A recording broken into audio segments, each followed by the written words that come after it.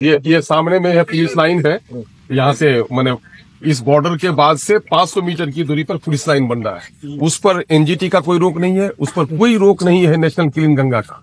यहाँ से 17 किलोमीटर की दूरी पर बिल्कुल सटे हुए महानंदा के किनारे APJ Abdul Kalam agriculture college बना है, वहां पर कोई रोक नहीं है। अगर रोक है तो सीमांचल के लोगों को पढ़ने नहीं देना है। इसी पर आरएसएस, बीजेपी और कांग्रेस की पूरी साजिश है।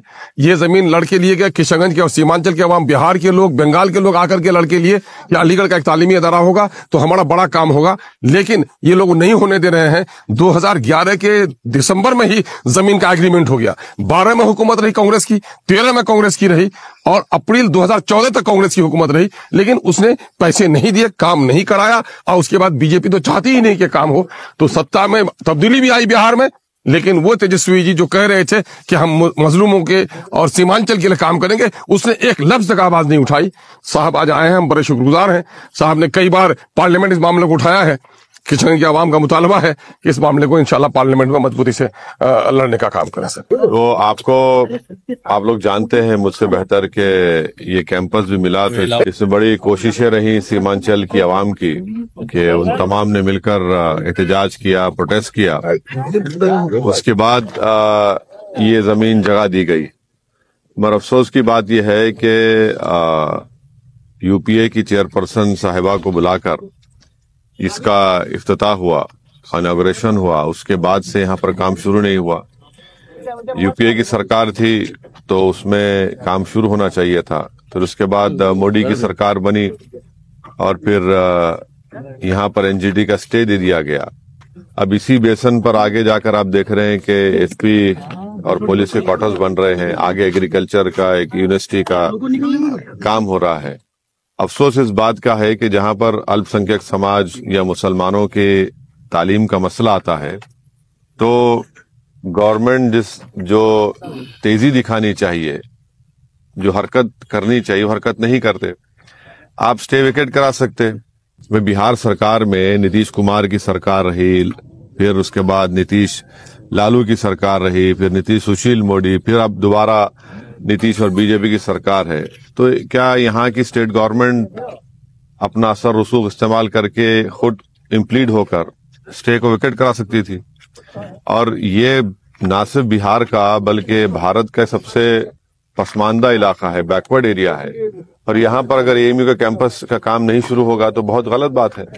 तो मैं ये डिमांड करता हूं कि हमारे मोदी सरकार और देश के प्रधानमंत्री और नीतीश कुमार यहाँ के मुख्यमंत्री हैं, वो फौरन इसका नोट लें और यहाँ पे जल्द से जल्द एएमयू के कैंपस का काम शुरू करवाएं। इससे न सिर्फ सीमांचल बल्कि बिहार के नौजवानों का फायदा होगा, वो अपनी तालीम को मुकम्मल कर सकेंगे। एक बैकवर्ड एरिया के लिए बहुत जरूरी है इस तरह के कैंपस की। अफसोस इस बात का है कि ये भी डस्टबिन में पड़ा हुआ है मसला और उस पर कोई एक्शन नहीं लिया जा रहा है। तेजस्वी डिप्टी सीएम थे, जब कभी भी विधानसभा के चुनाव थे तो बड़ा उसका जिक्र हुआ, और जैसा सत्ता में आते सब भूल जाते हैं सीमांचल के इलाके को। सर, दोषी किसको मानते हैं, कांग्रेस को या भाजपा को? दोनों हैं। वो जब केंद्र में उनकी सरकार थी तो उनको चाहिए था कि काम शुरू करवा देते बजट देकर। भाई अगर आप केरल में काम शुरू करवा दिए तो यहाँ पर क्यों नहीं शुरू करवा सके आप? फिर उसके बाद बीजेपी की सरकार बनी, वो भी दोषी है। अब बीजेपी का तो एजेंडा क्लियर है कि मुसलमानों को, भारत की सबसे बड़ी माइनॉरिटी को, उनको मार्जिनलाइज कर दिया जाए।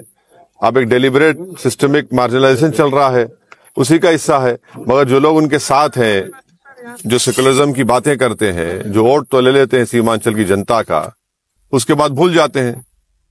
तो इसमें तीनों दोषी हैं, चाहे तेजस्वी हो, हमारे प्रधानमंत्री नरेंद्र मोदी हो, या फिर अभी मौजूदा चीफ मिनिस्टर जनाब नीतीश कुमार हो। सर, वोट तो तेजस्वी यादव जी सर वो नया यात्रा के लिए निकल रहे हैं। तेजस्वी यादव यात्रा के लिए निकल रहे हैं पूरे बिहार में। अच्छा, किशनगंज को ई कर दिया गया, नेगलेक्ट कर दिया गया, वो यहाँ नहीं आ रहे। हाँ, नहीं क्यों आएंगे यहाँ पर? यहाँ पर कैसे आएंगे वो? यहाँ पर तो आकर उन्होंने झूठ बोला था हाँ कि सीमांचल डेवलपमेंट काउंसिल बनाएंगे। ठाकुरगंज के सभा में कहा था, उसके बाद भूल गए। कौन सी न्याय की बात कर रहे हैं? इन्हीं की ये भी जिम्मेदार है। इन्हीं की वजह से आज बीजेपी आरएसएस सत्ता में आ गई बिहार में। हम चुनाव लड़ते हैं तो हम पर उंगलियां उठाई जाती हैं। आपने तो यहाँ पर सत्ता दे दी बीजेपी को, आप ही की गलतियों की वजह से आप भी जिम्मेदार हैं। भाई पलटू मास्टर से नीतीश कुमार है, नहीं है, तीनों भी हैं, नरेंद्र मोदी है, तेजस्वी, तीनों हैं। सर आगामी लोकसभा चुनाव में कितने सीटों पर एआईएमआईएम बिहार में लड़ेगी सर? 40 सीटों में? नहीं, हम लोग 2019 में सिर्फ किशनगंज की पार्लियामेंट की कॉन्स्टिट्यूंसी से हम इलेक्शन लड़े थे। अब की बार हमारी पार्टी में और पार्टी के जिम्मेदार और हमारी पार्टी के सदर अख्तर अली ईमान साहब हैं, वो तो किशनगंज लड़ेंगे कैसा भी इंशाल्लाह। और अख्तर भाई का बोलना यह है कि हम सिर्फ किशनगंज की हद तक अपने आप को महदूद ना रखें, बल्कि और भी 3-4 पार्लियामेंट की कॉन्स्टिट्यूंसी पर उन्होंने हमसे कहा है। कल हमारी रात में बहुत डिटेल में बात हुई, तो इंशाल्लाह हम बैठकर इस पर बातचीत करेंगे और फैसला लेंगे। अभी झारखंड का भी एक डेलीगेशन आया था, इसमें वहां पर हमारे झारखंड के प्रेसिडेंट ने कहा कि सर वहां पर भी पार्लियामेंट की सीट पर उन्होंने 2-3 सीट बताई है, तो हम उस पर बैठेंगे, बात करेंगे, डिस्कशन करके कोई फैसला लेंगे।